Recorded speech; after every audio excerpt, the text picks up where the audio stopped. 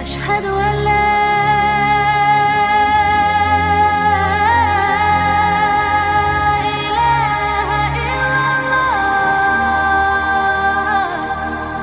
Dan kita masuk pada pasal ke-14 tentang adab-adab seputar tidur. Pembahasan ini sangat penting sekali untuk kita bahas, karena tidur itu ada mukjizat di dalamnya, ada keajaiban-keajaiban di dalamnya. Bahkan tidur sendiri bisa mencetak manusia itu menjadi orang-orang besar. Kalau orang paham tentang adab tidur, di balik tidur itu banyak manusia-manusia besar dari kalangan para ulama dan yang lainnya, itu terlahir dari adab-adab ini. Saya contohkan saja Urwah ibnu Zubair. Urwah ibn Zubair saat dia masih muda, dia membawa kawannya, kemudian ngobrol setelah Isya sampai larut malam. Kemudian Aisyah radhiyallahu anha, karena Aisyah adalah bibinya, maka menegur Urwah ini dan mengatakan, "Ya Urwah, laisa hakadha ma fa'ala an-nabiy sallallahu alaihi wasallam." Bukan seperti ini yang dilakukan Nabi. Nabi tidak pernah bergadang selarut ini. Nabi sallallahu alaihi wasallam memerintahkan langsung tidur setelah Isya. Maka Urwah pun mengikuti nasihat bibinya Aisyah radhiyallahu anha. Apa yang terjadi? Urwah menjadi ulama besar. Siapa yang tidak kenal Urwah ibn Zubair, ulama yang sangat besar di zaman itu, sampai hari ini namanya dikenang karena kebesaran ilmunya. Lalu apa hubung kait dia menjadi ulama dengan tidur cepat? Karena orang yang tidur cepat ba'da Isya, maka dia akan bisa bangun tengah malam atau minimalnya sepertiga malam akhir, sehingga tidak ada waktu yang terbuang sia-sia, dan dia bisa belajar sehingga menjadi ulama besar. Hari ini terkadang orang meremehkan soal tidur ini. Terkadang orang marah gara-gara ada orang membuang nasi, mungkin kelebihan masak, kemudian tidak habis dan dibuang di tong sampah. Mungkin kita katakan orang itu orang yang mubazir, tetapi tidak terpikir bahwa betapa banyak orang yang memubazirkan hidup mereka dan waktu mereka dengan tidur. Itu mubazir semubazir-mubazirnya. Sebesar-besar mubazir itu ketika orang menghabiskan waktu membuang sia-sia dengan tidur. Karena orang tidur itu tidak sadar, bisa 2 jam, bisa 3 jam, bisa 1 hari kan itu ya. Kecuali kalau tidurnya itu mengikut kepada tidurnya Nabi sallallahu alaihi wa ala alihi wasallam. Makanya pembahasan tidur ini penting, karena saking pentingnya pembahasan tidur ini sampai Al-Quran mengatur kapan tidur dan kapan bangun. Tidak mungkin Al-Quran mengatur kapan tidur dan kapan bangun itu kecuali karena perkara itu besar, perkara itu agung. Karena kalau seandainya perkara itu tidak besar, ngapain Al-Quran bicara di situ? Umpamanya ibu suka masak, suka resep masing-masing kan. Ada yang suka sayur asem, ada yang suka soto, gulai, rawon, macam-macam. Kemudian ibu buka Quran cari resep, Bu. Kira-kira ada enggak tuh resep sayur asem di Quran tuh? Atau resep soto, atau resep rawon, atau pecel? Enggak akan dapat, Bu. Kenapa Quran tidak menyebutkan resep-resep itu? Karena itu remeh-temeh. Enggak perlu cari Quran itu untuk membuat resep-resep makanan itu. Tetapi ketika Al-Quran bicara soal kapan tidur dan kapan bangun itu, menunjukkan ini bukan perkara remeh-temeh, ini perkara besar, diatur dalam Islam. Karena ada keajaiban dan mukjizat yang akan didapat bagi orang yang paham soal urusan tidur dan bangun ini. Ma'asyiral muslimat yang dimuliakan Allah Subhanahu wa taala. Di sini muallif rahimahullahu taala mengatakan seorang muslim berpandangan bahwa tidur itu bagian daripada karunia dan nikmat. Ya, karena orang yang tidak bisa tidur kan tersiksa. Orang kalau tidak bisa tidur itu sangat-sangat tersiksa. Bahkan ada sebagian orang itu tidak bisa tidur kecuali harus menegak obat kan. Ada orang yang seperti itu. Tak bisa tidur saya Ustaz kecuali harus minum obat. Kalau tidak minum obat sehari 2 hari dia tidak bisa tidur sama sekali. Nah, ini kan tersiksa luar biasa. Tapi ada orang yang mudah tidur, Bu. Nengok bantal saja belum nempel kepala, Bu, udah nguap-nguap dia. Ada orang yang cepat tidur, sekali letak saja sudah ngorok kan dia. Ada orang yang tidur itu dimukodimahi dulu, entah baca dulu sampai capek gitu, padamkan listriknya dan begitu seterusnya. Macam-macam lah orang tidur itu. Tapi yang jelas bahwa tidur itu bagian karunia dan juga nikmat Allah kepada kita. Makanya Allah Subhanahu wa taala mengatakan wa min rahmatihi ja'ala lakumul laila wan nahara litaskunu fihi wa litabtagu min fadli wa la'allakum tashkurun.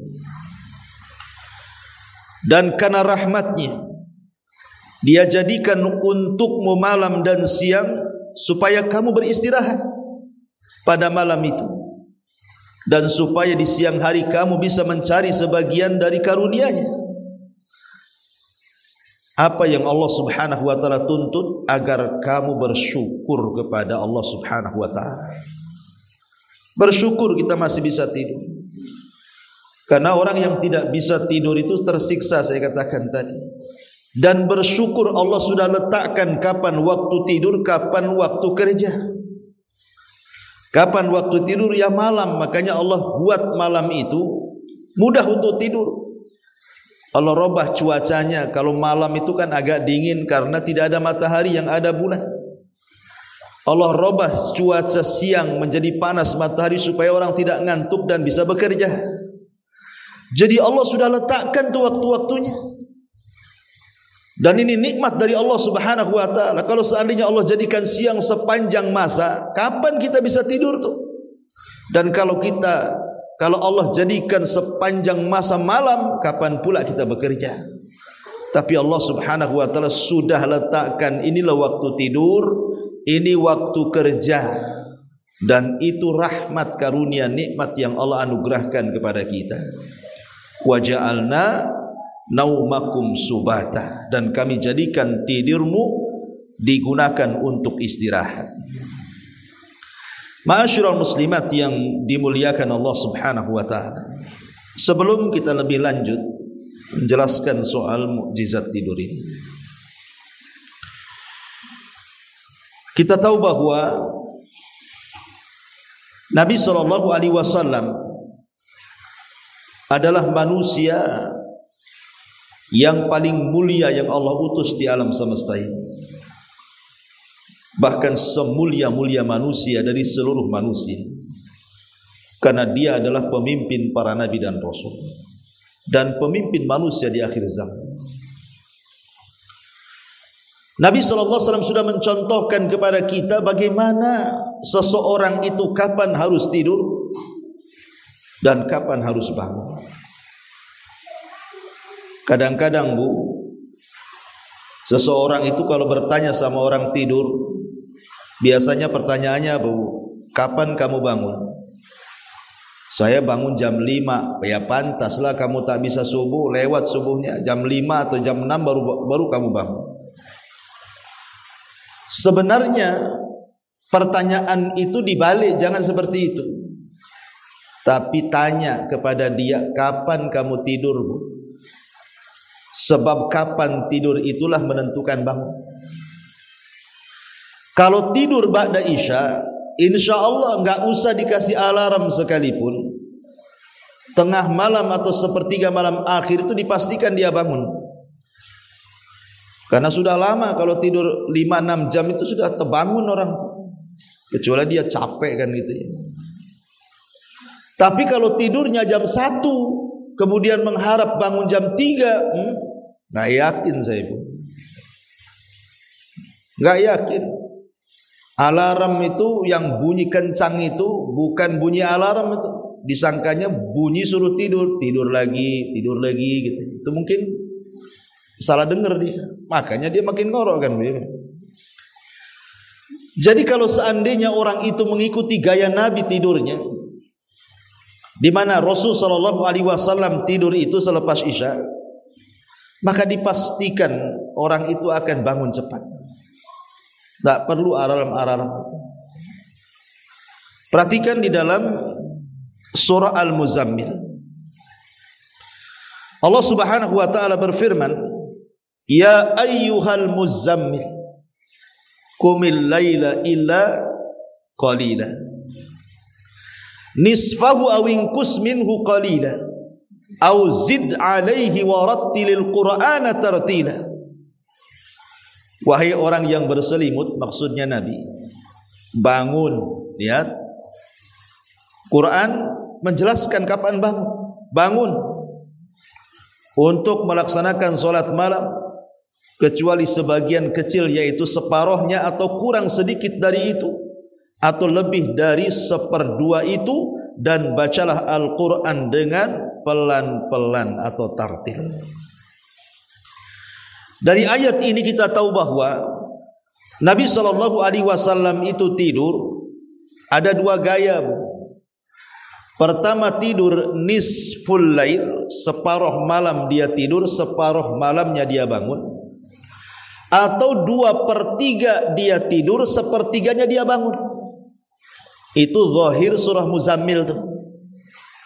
Jadi tidurnya Nabi pada isya langsung, nanti tengah malam dia bangun. Dan aktivitas Nabi biasanya langsung tahajud dan qiraatul Quran. Atau ditambah sedikit menjadi 2/3 Rasul tidur itu, nanti 1/3 malam akhir bangun, Bu. Begitulah Nabi mengajarkan kapan tidur dan kapan bangun. Kenapa Nabi SAW mengajarkan seperti itu dan Al-Quran juga mencatatnya? Karena saya ulang dari awal, tidur itu sebuah keajaiban dan mukjizat. Orang kalau tidur dari awal malam, walaupun hanya 5 jam atau 6 jam, Bu, maka kita ini akan sehat, hati kita akan baik, dan permasalahan-permasalahan kita akan terurai. Tapi kalau kita tertidur atau sengaja tidur tengah malam, sampai kemudian lewat tahajud, lewat sampai ke subuh-subuhnya lah lewat, dia bangun setengah 6 atau jam 6 atau naudzubillah sampai jam 9 dia bangun, dipastikan jiwanya rusak, dipastikan jiwanya buruk, dan akan banyak masalah yang tidak tahu masalah itu datang dari mana. Mana dalilnya? Nabi SAW bersabda, bagaimana orang yang tidur itu akan didatangi setan. Apa kata Nabi SAW? Nabi mengatakan, ya'qidu syaitan ala qafiyati ahadikum idhana. Kata Rasul, setan itu akan datang. Setan itu akan datang kepada setiap orang yang tidur, kemudian mengikat 3 ikatan di tengkuknya. Salasa uqadin. Yadribu kulla uqdatin makanaha alaika laylun tawilun farkud, kata setan. Maka setiap setan itu ngikat 1 ikatan, maka setan akan membisikkan itu di telinga kita, malam masih panjang, tidur, malam masih panjang, kata setan tuh. Kemudian diikat lagi 1 ikatan, kemudian setan nyanyi lagi di telinga kita, malam masih panjang, tidur, sampai 3 kali. Kita dinyanyiin itu sama setan di telinga kita itu, tidurlah, masih panjang loh malam, padahal sudah jam 6 tuh Bu. Ya. Maka Rasul SAW mengatakan, fa in istaiqadha, kalau dia terbangun di sepertiga malam sebelum subuh itu, fa dzakarallah, dia pun langsung mengingat Allah. Alhamdulillahilladzi ba'dama amatana wa ilaihin nusyur, langsung berzikir dia. Kemudian ketika dia berzikir, inhallat uqdatun, maka 1 ikatan lepas di tengkuknya. Fa in tawaddaa inhallat uqdah, kalau dia berwudu 2 ikatan hilang pada dia. Fa in shalla inhallat uqdatu kulluha, kalau seandainya dia salat, maka lepaslah 3 ikatan semuanya dari tengkuknya. Apa yang terjadi? Fa asbaha nasyitan tayyiban nafsi wa illa asbaha khabithan nafsi kaslan. Kata Rasul, sehingga dia pun menjadi ceria hidupnya, penuh semangat hidupnya, tidak kalut hidupnya, tidak stres hidupnya, tidak banyak masalah hidupnya. Namun jika tidak demikian, maka dia akan memasuki waktu pagi dengan jiwa yang jelek, malas, dan akan banyak masalah hidupnya. Lihat Bu, bagaimana Nabi SAW sudah memberikan konsep kepada kita. Kalau jiwa kita ingin baik, hati kita ingin tenang, muka kita ingin ceria, masalah teruraikan pelan-pelan dan tidak ada problem dalam hidupnya, ikutilah mukjizat tidur ini. Tidur cepat, bangun juga cepat. Karena begini Bu, kenapa orang-orang yang kemudian bablas fajarnya, sholat subuhnya, jangan lagi cerita tahajudnya, jangan lagi cerita baca Quran sepertiga malamnya, kenapa kemudian hidupnya rungsek tuh Bu? Ya karena ikatan setan belum terurai di tengkuknya. Ikatannya itu kalau tiap hari seperti itu, 3 ikatan, besoknya lagi 3 ikatan, besoknya lagi, nggak semerawut tuh ikatan itu. Cuman cara tarik benangnya tuh. Makanya jiwanya buruk, hidupnya rungsek, banyak masalah gitu ya. Itulah yang menjadikan konsep tidur Nabi itu menjadi sebuah kesehatan. Baik kesehatan rohani ataupun kesehatan jasmani. Dan itu kita bisa buktikan kualitas tidur awal. Pamannya habis isya ibu tidur, kemudian bangun jam 2 atau jam 3. Dengan kualitas tidur ibu tidur jam 1 atau jam 2, walaupun bangunnya jam 11 siang Bu, itu beda kualitasnya. Tidur cepat, bangun cepat, itu rasanya enak ke badan. Walaupun ibu umpamanya habiskan qiyamul lail, baca Quran, nanti pada subuh itu ya ada ngantuk-ngantuk sedikit, tapi ibu tidak akan lemas hidupnya, akan semangat. Tapi kalau tidur jam 1 bangun jam 11, bangun jam 11 siang itu bangun tuh masih lemes dia. Kenapa? Karena tengkuknya diikat setan tadi. Makanya konsep tidur dalam Islam itu penting dipelajari. Ya. Ma'asyiral muslimat yang dimuliakan Allah Subhanahu wa taala. Kenapa Nabi sallallahu alaihi wasallam sampai-sampai mengatakan dalam sebuah hadis, kata Nabi sallallahu alaihi wasallam dalam sebuah hadis,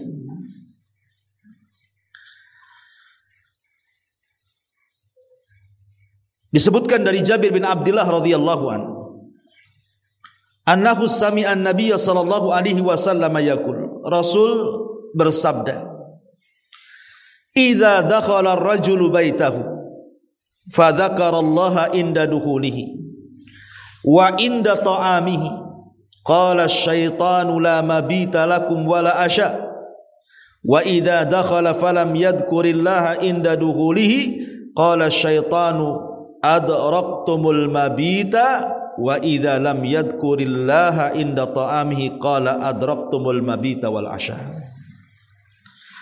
Jika seseorang masuk rumahnya kemudian dia menyebut nama Allah ketika memasukinya dan ketika makan, maka syaitan akan berkata kepada kawan-kawannya, tidak ada tempat tidur malam ini di rumah ini dan tidak ada makan untuk kalian. Tapi jika seseorang masuk dan menyebut dan tidak menyebut nama Allah, maka setan akan berkata, kalian dapat tempat tidur di sini. Dan kalau dia tidak menyebut nama Allah ketika makan, maka setan akan mengatakan kepada kawan-kawannya, selamat, kalian dapat penginapan dan dapat makan di tempat ini. Artinya setan itu mengincar rumah-rumah yang di situ tidak dibacakan nama-nama Allah. Saat masuk rumah tidak salam, tidak baca basmalah. Saat makan minum juga main makan main minum, tidak makan, tidak baca basmalah. Maka syaitan akan mengincar tuh rumah-rumah yang kayak gitu. Maka syaitan akan menyeru kawan-kawannya, ini penghuninya tidak ada menyebut nama Allah. Berarti malam ini kita bisa nginap di sini. Malam ini kita bisa sarapan di sini. Lihat. Jadi rumah-rumah itu tiap malam diincar setan. Rumah siapapun. Kalau dia menyebut nama Allah, maka setan tidak akan masuk. Kalau tidak menyebut nama Allah, maka setan akan masuk. Artinya bahwa setan itu gentayangan tengah malam. Mereka cari tempat-tempat penginapan.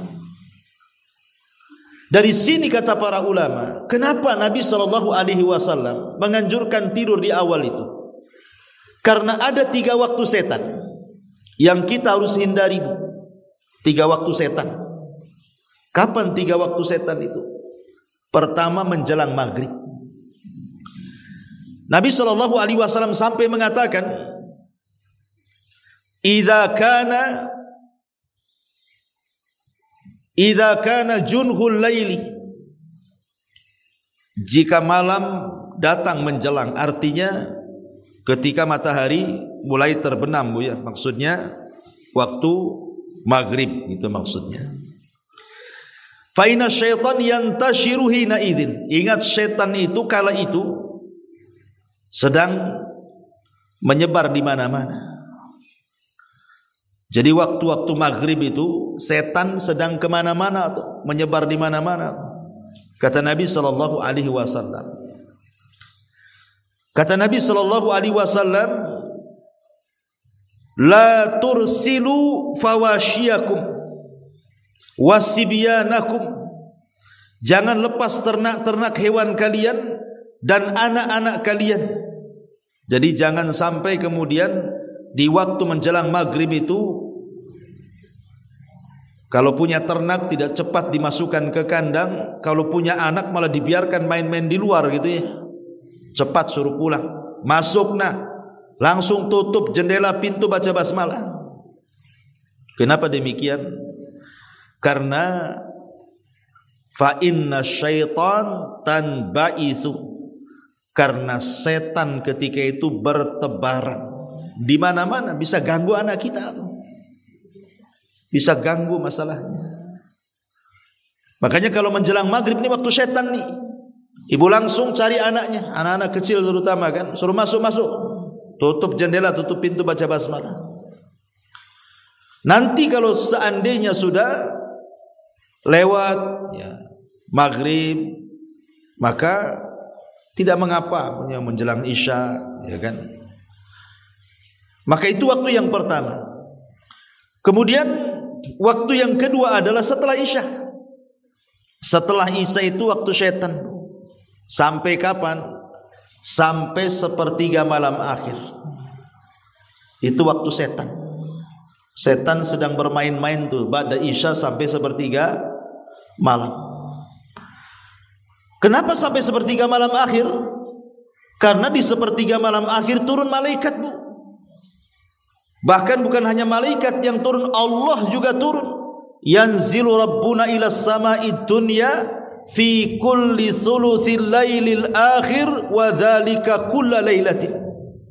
Allah itu turun di sepertiga malam akhir, dan itu setiap malam. Kemudian Allah menawarkan kekuasaannya dan mengatakan, man yad'uni fa astajibala wa man yastaghfiruni fa aghfirala wa man yas'aluni fa utiya. Siapa yang berdoa ku kabulkan, siapa yang minta ampun ku ampuni, siapa yang minta ku beri permintaannya. Allah turun, bukan hanya para malaikat. Kalau seandainya para malaikat turun, bahkan Allah turun, setan pun tidak berani berkeliaran. Melihat malaikat saja setan lari. Ingat dalam perang Badar itu, ketika setan menjelma Suraqah ibn Malik. Ketika Jibril datang dengan 5.000 pasukan, Suraqah ibn Malik, jelmaan iblis ini tiba-tiba kabur dalam peperangan. Kata orang-orang musyrik Quraisy ini, Suraqah mau kemana? Bukankah kau janji akan bawa pasukan menolong kami? Kata Suraqah, oh tidak, saya ingin lari saja. Fa inni ara ma la tarawna. Aku lihat apa yang kau tidak lihat. Maksudnya malaikat lagi turun, iblis saja ngacir. Jadi sepertiga malam itu setan mulai reda tuh, tidak kemana-mana lagi karena mereka ketakutan melihat para malaikat. Tapi ba'da isya sampai sepertiga malam akhir itu waktu di mana setan bermain-main. Makanya oleh setan itu sengaja orang tidak bisa dibuat tidur. Dibuatnya oleh setan itu disuruh maksiatlah malam-malam itu. Ya, orang-orang yang kurang iman kadang-kadang diarahkan untuk berzina, untuk minum khamr, untuk ke diskotik, nonton bioskop, ataupun perkara-perkara mubah hilang, ngobrol sampai tengah malam enggak masuk. Pokoknya enggak jelas apa yang diobrolkan. Atau mungkin didorong disuruh tiap malam cari kuliner, Bu. Apalagi kuliner sekarang malam-malam yang banyak, Bu ya. Ini yang lagi viral, Ustaz. Tongkrongan tepi danau katanya. Bisalah kita ke sana gitu. Nanti besok browsing lagi, ini ada lagi. Setiap malam dia dihabisi dengan kuliner. Pulang jam 1, tidur jam 2. Bangun pula zuhur. Wah, ini kan masalah, Bu. Ya. Jadi sengaja dipermainkan orang itu. Memang ada yang membolehkan para ulama itu bergadang setelah isya itu. Tetapi pada hal-hal yang bermanfaat. Seperti umpamanya saya nukilkan ucapan Imam Nawawi rahimahullahu taala. Apa kata Imam Nawawi? Wal makruhu minal hadis. Setelah beliau memberikan catatan hadis tentang larangan ngobrol pada isya, apa kata Imam Nawawi? Wal makruhu minal hadisi ba'dal isya'i huwa ma kana fil umuri allati la maslahata fiha. Amma ma fihi maslahatun wa khairun fala qarahata fihi wa dhalika kamudarasatil ilmi wa hikayatis salihin wa muhadathil dhaifi wal urushi litta'nisi wa muhadathatir rajuli ahli wa auladi limula tafatin wal hajati wa muhadathatil musafirin. Apa kata Imam Nawawi? Para ulama berkata, makruh hukumnya berbincang-bincang setelah isya apabila pada perkara-perkara yang tidak ada maslahatnya. Adapun apabila ada maslahatnya, maka baik kalau ada maslahatnya dan maslahatnya itu membawa kebaikan, maka tidak mengapa berbincang setelah isya. Kemudian Imam Nawawi mencontohkan seperti mempelajari ilmu, menceritakan kisah-kisah orang soleh, berbincang-bincang dengan tamu, Atau karena ada acara pernikahan itu kan temporary, kadang sekali-kali saja, nggak mungkin ibu nikah terus kan, sekali aja nikah. Atau berbincang-bincang dan ramah tamah dengan istri dan anak-anak atau dengan suami gitu ya. Atau perbincangan antar musafir. Jadi kalau memang ada maslahatnya, tidak ada masalah. Tapi kebanyakan hari ini yang begadang tengah malam itu tidak ada maslahatnya, Bu. Nonton bola, nobar gitu kan. Ya kadang-kadang kemudian ibu udah kenyang sebenarnya, masih juga ngajak, bang ayo kita sana nongkrong di warung kopi sana katanya. Itu ada itu makanan enak di sana. Akhirnya habis gitu saja waktu, mubazir. Ya. Kalau seandainya satu butir nasi, Bu, satu butir nasi yang kita buang saja akan ditanya di hadapan Allah tuh, akan dipertanggungjawabkan tuh makanan-makanan yang kita buang itu. Maka yang lebih besar lagi yang akan dipertanggungjawabkan adalah soal waktu yang kita buang percuma. Itu kan membuang-buang waktu namanya. Baik membuang-buang waktu dengan memperbanyak tidur gitu ya, ataupun memperbanyak waktu sengaja tidak tidur-tidur, padahal waktunya tidur gitu ya. Ini semua akan ditanya. Makanya kenapa Al-Quran itu lebih banyak bersumpah dengan waktu, karena waktu itulah yang berjalan dengan kita dan yang akan ditanya oleh Allah Subhanahu wa taala. La tazalu qadama abdin hatta yus'al an arba. Tidak mungkin bergeser anak Adam kecuali ditanya 4 perkara. Semua bicara waktu. Tentang umurnya kemana dia habiskan, masa mudanya kemana dia habiskan, ilmunya sudahkah ia amalkan, hartanya sudahkah ia sedekahkan, dari mana dia dapat, kemana dia belanjakan. Semua bicara waktu. Umur waktu, masa muda waktu, nyari ilmu waktu, belanjakan harta juga waktu. Semua butuh waktu dan semua akan ditanya. Ya. Makanya kemudian di sini dibolehkan itu hanya dalam perkara-perkara yang ada maslahatnya saja. Seperti namanya thalabul ilmi, mungkin ada kajian pada Isya kan, umumnya kajian di Batam pada Isya ya ada masalah karena dalam rangka mencari ilmu. Atau mungkin ibu dongeng sama anak-anak ibu gitu ya, mungkin dongeng sahabat Nabi, dongengin para ulama salaf ya, sehingga kemudian dipahamkan kepada anak-anak sehingga yang harusnya tidur jam 9 bablas pula jam 11 karena asik bercerita. Enggak apa-apa karena ceritanya maslahat ya, cerita orang-orang soleh. Atau karena ada tamu, ya namanya tamu kan temporary bukan kan, ada mungkin jarang-jarang keluarga dari kampung datang ke Batam, gak enak gitu kalau kita tidur kita temani dia ngobrol gitu ya, tidak ada masalah ya. Atau karena sebuah undangan pernikahan, atau yang menikah itu sendiri karena walimahnya sampai malam ya, gimana lagi, apalagi ibu bantu pula masak di situ ya. Ataupun bersandau gurau, bercanda, beramah tamah dengan keluarga, itu pun sekali-kali ya. Jangan terus setiap malam. Jangan terbuang-buang waktu begitu saja.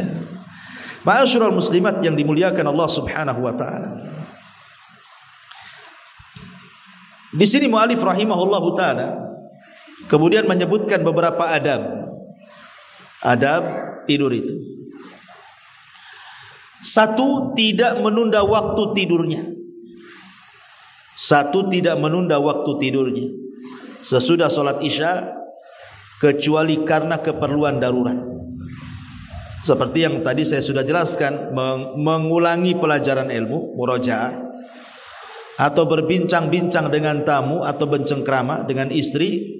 Dan ini disebutkan, kata mu'alif rahimahullahu taala,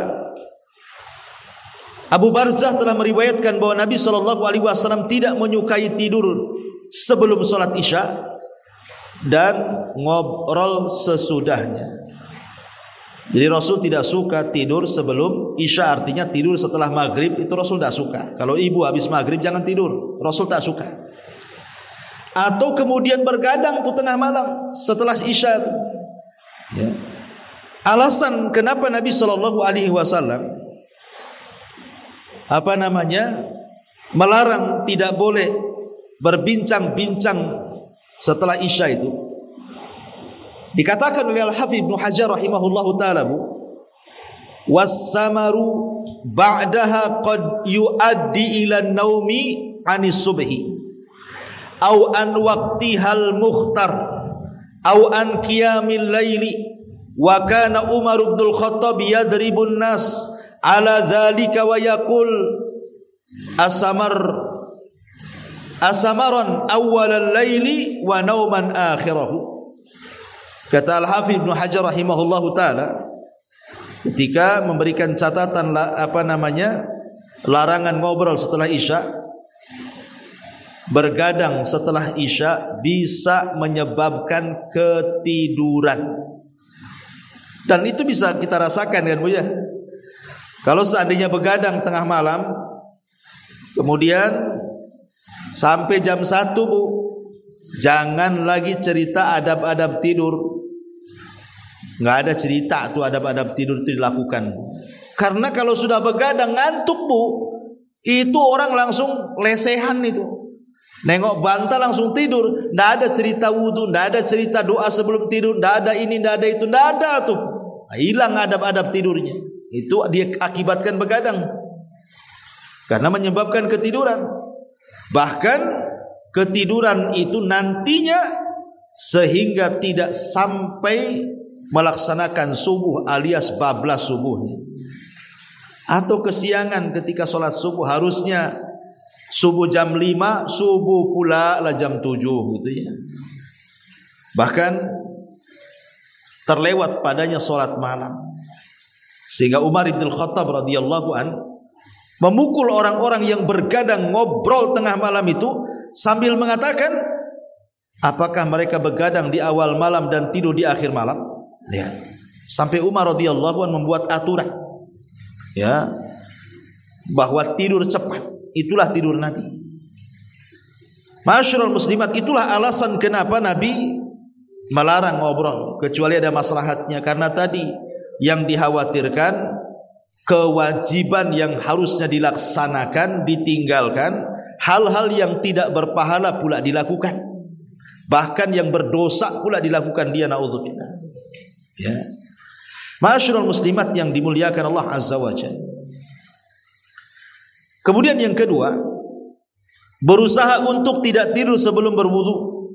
Terlebih dahulu Nabi SAW sudah memberikan aturan dengan sabdanya dari kepada Bara ibn Azib radhiyallahu an, idza ataita madja'aka fatawadda wudu'aka lis-salati. Hei Bara, apabila engkau hendak tidur ke pembaringanmu, maka berwudulah terlebih dahulu sebagaimana wudumu untuk solat. Sebagaimana wudumu untuk solat. Kenapa Bu? Kenapa kita disuruh berwudu? Sebagian ulama mengatakan begini, orang kalau ingin tahu seseorang itu mati husnul khotimah atau su'ul khotimah,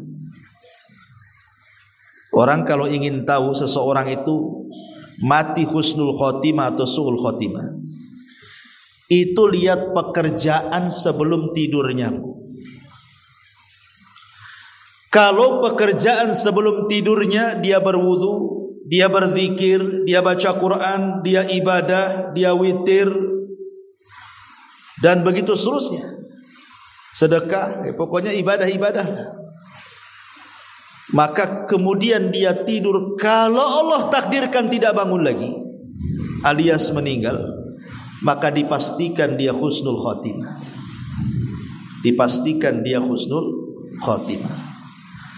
Tapi kalau sebelum tidurnya aktivitasnya maksiat kepada Allah Azza wa Jalla, dia berzina, dia minum khamr, dia hura-hura, dia membadzirkan hartanya, dia main-main dengan tidak ada faedahnya, kemudian tidur tidak berzikir, tidur tidak berwudu, main tidur, main lantak saja bahasa kitanya, kemudian Allah takdirkan dia bangun atau tidak bangun lagi alias meninggal, dipastikan su'ul khotimah Bu. Makanya bahaya tidur itu, karena tidur itu kan saudara kematian. Sebagaimana Rasul ditanya, Rasul apa di sorga itu ada tidur? Kata Rasul, ya ndak ada lah, karena tidur itu saudara kematian, sementara di sorga tidak ada kematian. Orang tidur itu tidak tahu apakah besok bangun lagi atau tidak bangun lagi, kan tidak tahu tuh. Makanya kemudian Rasul itu mengarahkan supaya kita berwudu sehingga kondisi kita suci. Dan kalau orang kemudian dia memulai aktivitas sebelum tidurnya berwudu dan aktivitas-aktivitas doa-doa yang diajarkan Rasul, maka saat dia tidur, Bu, tidurnya jadi ibadah. Lihat, seorang muslim saja tidurnya pun jadi ibadah tuh. Bahkan kalau dia tidur, di samping kiri malaikat, di samping kanan dan kirinya ada malaikat. Jadi kalau kita berguling ke arah kanan, malaikat sebelah kanan mengatakan, ya Allah ampuni orang ini, ya Allah rahmati orang ini. Kalau badan kita berguling ke sebelah kiri, maka malaikat di sebelah kiri mengatakan, Allahumma gfir lahu, Allahumma arhamhu, ya Allah ampuni orang ini, ya Allah rahmati orang ini. Kan enak, Bu, tidur saja didoakan malaikat tuh. Tidur loh didoakan malaikat. Maknanya tidurnya seorang mukmin itu ibadah. Ya. Tapi banyak orang-orang tidur itu bukan malaikat di samping kiri kanan, yang ada setan yang ada di samping kiri kanan. Tidurlah, malam masih panjang. Dibuatlah mimpi macam-macam di situ. Nah, ini kan tidak seperti itu seorang mukmin itu. Makanya setelat-telatnya bangun seorang mukmin itu kapan, Bu? Kapan seorang mukmin telat bangun? Di azan pertama, ya. Jadi setelah telatnya bangun seorang mukmin itu di azan pertama. Azan itu kan ada dua azan subuh tuh, Bu. Ada azan pertama kalau di zaman Rasul, yang melantunkan azan pertama itu Bilal, ya. Kemudian ada azan subuh alias azan kedua, dan yang melantunkan azan kedua itu Abdullah ibnu Ummi Maktum. Karena Rasul itu punya 4 muadzin. Satu di Mekah namanya Abi Mahdurah, muadzin Masjidil Haram. 2 di Kuba, di Masjid Kuba yang pertama kali dibangun Nabi, namanya Sa'ad Al-Qaradi Maula Ammar ibn Yasir. Dan yang ketiga dan yang keempat di Masjid Nabawi, pertama Bilal ibn Rabah, dan itu pemimpin para muadzin. Kemudian wakilnya Abdullah ibnu Ummi Maktum, seorang buta, sahabat yang buta, yang turun surah Abasa kepada Nabi SAW. Jadi kalau mendengar suara azan Bilal berarti azan pertama. Kalau mendengar suara azannya Abdullah ibn Ummi Maktum berarti azan subuh. Apa fungsinya azan pertama untuk azan kedua? Fungsinya untuk membangunkan yang tidur siap-siap sholat subuh. Karena jarak dari azan pertama ke kedua itu tidak lama. Kata Nabi SAW, qadra khamsina ayat, seperti orang membaca 50 ayat Quran. Anggaplah 20 menit lah kan sebelum subuh, itulah bangun. Itu setelah telatnya bangun tuh. Di azan pertama 20 menit sebelum azan kedua. Harusnya seperti itu aturannya, supaya jangan sampai kemudian telat subuhnya. Sebab ke 20 menit sebelum subuh kan adalah aktivitas, bisa mandi dulu kalau yang mandi, ya, bisa menghilangkan ngantuk dulu kalau masih landing pesawat kepalanya kan gitu ya. Bisa dulu istirahat dulu, atau bisa witir dulu, atau bisa membaca Quran walaupun seayat 2 ayat dulu, kan ada mukadimahnya tuh. Sehingga ketika masuk subuh itu sudah enggak ngantuk. Ya. Nah, itulah kenapa aturan itu seketat itu dalam Islam. Kapan bangun, kapan tidur gitu ya. Karena memang ada mukjizat besar di situ. Ada keajaiban tidur itu. Itu kalau yang ikut aturan. Dan ibu bisa tanyalah ke dokter mana saja, ke kesehatan mana saja, kualitas tidur orang yang tidur di awal waktu dengan orang yang tidur di akhir waktu itu beda jauh kualitasnya, Bu.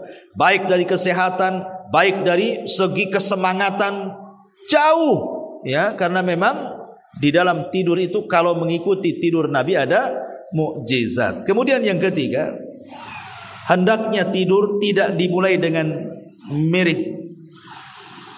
Hendaknya tidur dimulai, hendaknya tidur dimulai dengan miring ke lambung, ke sebelah kanan. Kenapa? Kenapa mesti tidur ke arah lambung sebelah kanan? Karena biasanya orang yang tidur, dan ibu bisa praktekkan lah ya, miring ke sebelah kanan, ke lambung kanan itu biasanya nggak nyenyak, Bu. Itu kalau mendengar suara-suara terkejut tuh biasa bangun. Beda kalau tidur terlentang, ya, itu lama bangunnya. Tapi kalau miring ke kanan, ke lambung kanan, itu cepat bangunnya. Karena begini, Bu, Nabi SAW tidur berapa waktu? Berapa kali? Tidur Nabi loh, Bu, itu berapa kali? Tidur Nabi itu 3 kali, Bu. Tidur Nabi itu 3 kali. Kalau kita berapa kali, Bu? Kalau kita bukan tidurnya 3 kali, makan yang kita 3 kali itu, ya.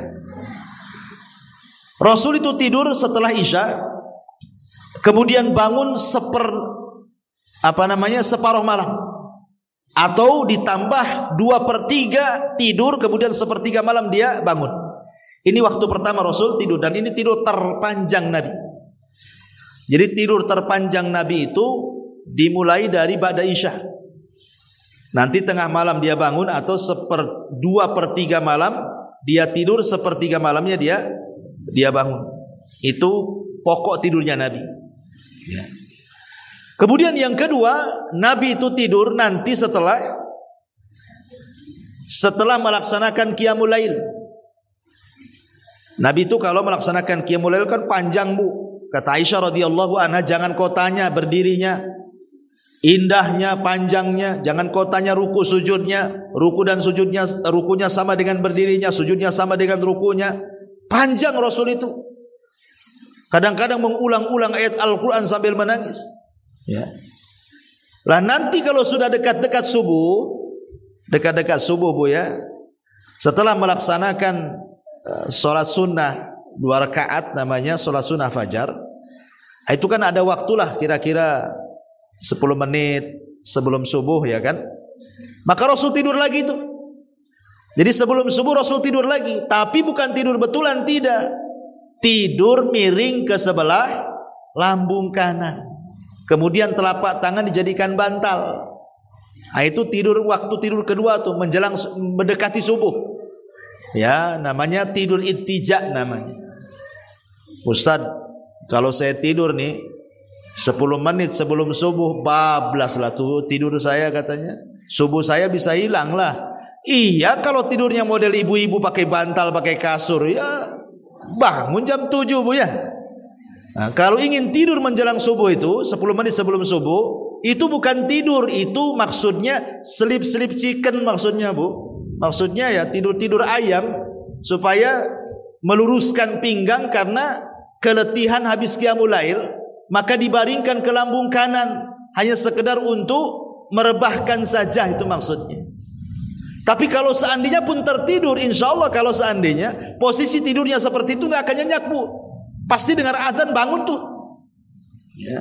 Ini yang kedua. Dan yang ketiga, waktu tidurnya Nabi itu adalah tidur kailulah. Tidur kailulah itu ada yang mengatakan setelah zuhur, ada yang mengatakan sebelum zuhur. Itu khilaf ulama, ya. Tapi intinya tidur siang lah. Walaupun saya sendiri cenderung kepada pendapat sebelum zuhur, kira-kira 1 jam sebelum zuhur. Tapi kalau setelah zuhur pun ada masalah. Intinya kailulah itu tidur siang. Kenapa? Karena kailulah itu dalam rangka menyelisihi setan. Tadi kan saya ulang, waktu setan ada 3 kan, Bu. Setelah Isya, sebelum maghrib sampai terbenam matahari, setelah Isya sampai 1/3 malam, dan ini yang ketiga, siang. Ya, siang itu tempat setan bermain-main, karena setan gak tidur siang tuh, sengaja orang itu dibuat jangan tidur. Karena fungsi kailulah itu, maksudnya tidur siang itu supaya kita bisa bangun malam. Dan kailulah itu tidak usah lama-lama. Ya bisa 15 menit, bisa 20 menit, bisa setengah jam lah gitu. Itu juga hanya rebahan-rebahan saja. Kalau di kantor ya cukup kita sandarkan di kursi, ataupun mungkin direbahkan di meja. Kalau dia supir, taksi, angkot atau apa, ya tinggal direbahkan saja di kursi mobil gitu ya. Hanya sekedar untuk menghilangkan keletihan kerja 1 hari, supaya urat-urat ini tidak tegang. Dan itu sudah diteliti oleh Barat. Orang yang membiasakan tidur walaupun sedikit di siang hari, itu bisa menyehatkan jantung dan tidak akan terkena penyakit stroke. Tapi walaupun seandainya Barat tidak meneliti lah soal kenapa Islam itu menganjurkan tidur siang walaupun sedikit, walaupun tidak tidur betulan, hanya rebah-rebahan, dan itu kesehatannya luar biasa, dan itu bagian mukjizat kan, anggaplah barat tidak meneliti. Tetap kita yakini bahwa dalam perbuatan Nabi itu ada maslahat kebaikan dan pasti ada pahala di dalamnya. Bukan hanya pahala, ada kesehatan, ada kebaikan, ada maslahat. Karena tidak mungkin Rasul melakukan sesuatu yang sia-sia kan begitu. Ya, ma'asyiral muslimat yang dimuliakan Allah Subhanahu wa taala. Kemudian yang ketiga kata muallif, yang keempat, jangan tidur dengan badan telungkup, karena itu tidurnya penduduk neraka atau tidur yang tidak disukai Allah. Jadi ibu telungkup, maksudnya tidur di atas perut, itu namanya perutnya direbahkan, ditelungkupkan, enggak boleh. Ya, itu tidurnya penduduk neraka seperti itu. Makanya Rasul mengatakan innaha dij'atu ahlin nar. Tidur yang seperti itu adalah berbaringnya penduduk neraka. Dalam riwayat innaha dij'atun la yuhibbuhallah. Itu tidur yang Allah tidak suka di situ. Ya ibu ya, kecuali ibu lagi diurut, ya enggak mungkinlah telentang. Kan diurut punggungnya kan bu ya. Ya, ibu lagi kerokan, ya terpaksalah ibu telungkup. Tapi habis diurut kerokan, jangan kemudian tidur. Jadi kalau suami lagi diurut sama ibu lagi dikerok, kemudian dia kan telungkup tuh bu, tiba-tiba habis diurut kok ngorok, bangunkan. Jangan dibiarkan, bangunkan, bang, jangan tidur kayak gitu. Itu tidurnya posisi penuh neraka tuh. Takut-takuti gitu. Ya, jadi suruh telentang ataupun ke lambung sebelah kanan. Taib. Kemudian yang nomor 5, hendaklah mengamalkan zikir-zikir yang diajarkan. Salah satunya subhanallah walhamdulillah wallahu akbar 33 kali. Ataupun la ilaha illallah wahdahu la syarikalah lahul mulku wa lahul hamdu wa huwa ala kulli syai'in qadir. Ataupun yang dinasihatkan Rasul kepada Ali, membaca tahmid 33 kali, membaca takbir 43 kali, dan membaca tasbih 33 kali. Jadi semua 100. Tasbih 33, tahmid 33, dan takbir 34. Jadi 100. Kemudian yang berikutnya juga ini doa yang sangat bagus sekali. Ya, kalau bisa ibu hafalah. Yang ini nih, ya. Di mana Nabi sallallahu alaihi wasallam mengajarkan bismikallahumma wada'tu jambi wa bismika arfa'uhu Allahumma in amsakta nafsi faghfir laha wa in arsaltaha fahfadha bima tahfadhu bihi salihin min ibadika. Allahumma inni aslamtu nafsi ilaika wa fawwadtu amri ilaika wa alja'tu dhahri ilaika astaghfiruka wa atubu ilaika amantu bi kitabika alladhi anzal wa bi nabiyyika alladhi arsal faghfirli ma qaddamtu wa ma akhartu wa ma asrartu wa ma a'lantu wa ma anta a'lamu bihi minni antal muqaddim wa antal muakhir la ilaha illa anta rabbi kini adzabaka yauma tab'atsu ibadah. Dengan menyebut namamu ya Allah, aku letakkan sisi kanan tubuhku ini kepadamu, dan dengan menyebutmu ya Allah pula aku mengangkatnya. Ya Allah, jika engkau mengambil jiwaku setelah tidur ini, maka ampuni dosaku. Jika engkau melepaskan, maka peliharalah ia sebagaimana pemeliharaanmu kepada hamba-hambamu yang saleh. Ya Allah, sesungguhnya aku serahkan jiwaku kepadamu, dan aku pasrahkan urusanku kepadamu. Aku sandarkan punggungku kepadamu. Aku memohon ampunan, bertobat kepadamu. Aku beriman dengan Quran yang kau turunkan, dengan Rasul yang kau utus. Maka ampunilah bagiku dosa-dosaku yang telah lalu dan yang akan datang, dosa yang aku lakukan secara sembunyi-sembunyi ataupun yang terang-terang, dosa-dosaku yang engkau lebih mengetahui isinya, daripada diriku, engkaulah yang maha mendahulukan dan engkau pula yang maha mengakhirkan. Tiada Tuhan yang berhak disembah melainkan engkau. Ya Rabbku, lindungilah aku dari azabmu pada hari engkau membangkitkan hamba-hambamu.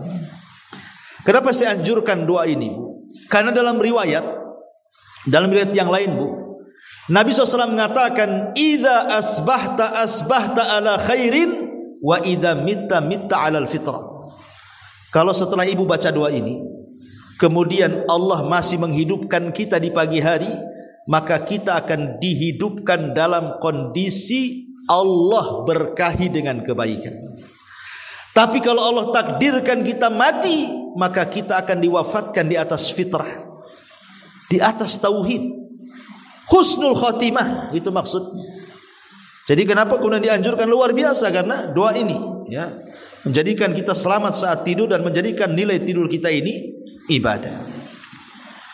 Kemudian jika terbangun di tengah malam, hendaklah membaca la ilaha illallah wahdahu la syarikalah, lahul mulku wa lahul hamdu wa huwa ala kulli syai'in qadir, subhanallah walhamdulillah wa la ilaha illallah, Allahu akbar, la haula wa la quwwata illa billahi, thumma qala Allahumma ighfirli. Tidak ada Tuhan yang berhak disembah selain Allah semata. Tidak ada sekutu baginya, kepunyaannya lah segala kerajaan, segala puji baginya. Dia maha kuasa atas segala sesuatu, maha suci Allah, segala puji bagi Allah. Tidak ada Tuhan yang berhak disembah kecuali Allah. Allah maha besar dan tidak ada daya dan upaya kecuali pertolongan Allah. Kemudian dia mengucapkan, ya Allah ampuni dosa-dosaku. Intinya bahwa perbanyak zikir. Intinya perbanyak zikir sebelum tidur. Ya, kalaupun tidak hafal yang panjang-panjang, yang paling masyhur sajalah alhamdulillahilladzi ahyana ba'dama amatana wa ilaihi nusyur. Minimalnya inilah. Ya, segala puji bagi Allah yang menghidupkan kami kembali setelah kematian. Minimalnya bismikallahumma amutu wa ahya. Ini doa tadi, doa setelah bangun tidur ya. Jadi minimalnya kalau memang ibu tidak hafal yang panjang-panjang, ya bismikallahumma amutu wa ahya, dengan menyebut namamu ya Rabb, aku mati dan aku hidup. Kemudian bangun tidur juga membaca alhamdulillahilladzi ahyana ba'dama amatana wa ilaihi nusyur, dalam bentuk kita masih dihidupkan. Karena betapa banyak orang yang tidur tidak hidup lagi, maka syukuri kita masih dibangkitkan kembali, masih hidup dan tidak mati, dengan menyebut alhamdulillah, segala puji bagi Allah yang telah menghidupkan kita setelah mematikan, maksudnya menidurkan, dan hanya kepada Allah lah kami akan dikumpulkan. Ma'asyiral muslimat yang dimuliakan Allah Azza wa Jalla, adapun secara khusus ya, adab-adab tidur memang di sini singkatnya mu'alif ya. Tapi kita coba baca saja secara singkat. Yang pertama, tafakur. Malam ini tempat tafakur, memikirkan kuasa-kuasa Allah, bagaimana Allah munculkan bintang-bintang, bagaimana ada bulan, bagaimana langit digelapkan, dan begitu seterusnya. Ini tidak mungkin dilakukan kecuali Allah yang melakukannya. Di situ tafakur dengan kekuasaan, supaya kita makin dalam keimanan kita kepada Allah. Kemudian juga kalau malam sebelum tidur, Bu, matikan lampu, tutup pintu, tutup jendela, tutup mungkin kuali-kuali yang masih tersisa ada makan, atau ada makanan di meja, tutup, entah pakai apalah tutupnya. Jangan lupa baca basmalah. Karena sesuatu yang kita tutup dan kita baca basmalah, setan tidak mungkin mampu membukanya. Kemudian juga tadi saya jelaskan disunahkan berwudu. Kemudian mengebut tempat tidur. Mengebut tempat tidur dan membaca basmalah. Jadi ibu sebelum tidur, kan sekarang ada pengebut tidur itu pakai apa tuh, Bu? Pakai sapu lidi ya, Bu ya. Atau kalau tidak ada sapu lidi pakai sarung atau pakai kain lah, dikebut dan baca basmalah. Ya, itu juga termasuk adab tidur, supaya Dikhawatirkan entah ada binatang-binatang kecil, ibu tidur tidak tahu kan, kemudian masuk ke dalam baju, masuk ke telinga, masuk ke hidung dan begitu seterusnya, maka itu fungsinya, ya. Kemudian juga tadi sudah jelaskan tidur ke lambung kanan. Kemudian juga membaca ayat kursi. Ini penting ayat kursi itu, karena yang menyarankan untuk membaca ayat kursi sebelum tidur itu justru setan. Setan menyarankan Abu Hurairah, "Hei Abu Hurairah, kalau engkau ingin selamat dari gangguan setan, baca ayat kursi sebelum tidur," katanya. Ini yang ngomong ini setan. Kemudian disampaikan kepada Rasul oleh Abu Hurairah, kata Rasul, "Shadaqaka wa huwa kadzub." Setan itu dalam bab ini benar, tapi dia itu pendusta, hati-hati gitu. Jadi baca ayat kursi sebelum tidur, ya. Kemudian juga tadi jelaskan berwudu. Kemudian juga disunahkan seseorang kalau bermimpi buruk, seandainya ibu tidur mimpi buruk nih bu ya, satu bu, langsung ta'awud. Kemudian yang kedua, meludah ke arah kiri 3 kali. Kemudian yang ketiga, posisinya putar. Jangan di tempat itu lagi, nanti nyambung mimpinya. Jadi kok ada episode kedua jadinya. Jadi kalau bisa ganti posisi, entah kepalanya yang tadinya ke utara jadi ke selatan, atau yang tadinya dari timur ke barat, pokoknya gantilah posisi. Atau suaminya kalau yang punya suami, "Bang, abang tidur sini, saya di situ." Nah, pokoknya intinya ganti posisi. Ya. Kemudian yang ketiga, jangan dipikir mimpi buruk. Karena mimpi buruk tidak mungkin terjadi, itu gangguan setan. Ya, supaya jangan nanti kepikiran masuk lagi ke mimpi kan itu. Jadi itu 4 perkara ya. Ta'awudz, kemudian meludah ke arah kiri 3 kali, kemudian ganti posisi, kemudian jangan dipikir karena mimpi buruk tidak mungkin terjadi. Itu kalau mimpi ya. Kemudian tidur lagi gitu. Kemudian kalau seandainya terbangun juga, ibu sudah lama tidur kan, bangun sepertiga malam, kemudian ibu berzikir, kemudian wudu, kemudian sholat, kemudian ngantuk, ibu tidur lagi, insya Allah bu, tidur yang kedua kali tidak akan diikat setan kepalanya. Jadi setan itu akan mengikat di permulaan tidur saja.